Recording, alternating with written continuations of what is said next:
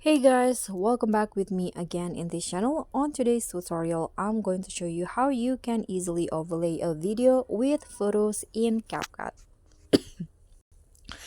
So in here, you can start by adding the video on main track like this. So I've already add one video, and to easily overlay it with a photo, you can just click on the overlay button, add overlay, and then choose the photos that you want to add.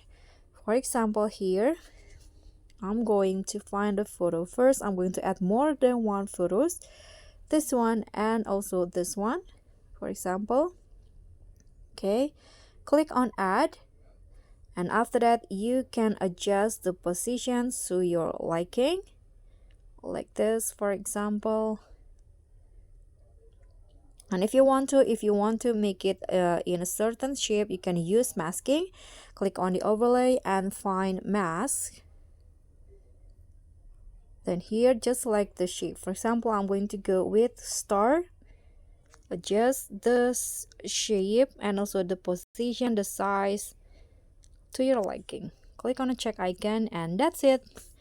So guys, that's how you can overlay a video with photos. Thank you so much for watching. Don't forget to like, comment, and subscribe. Also click on the thanks. Bye.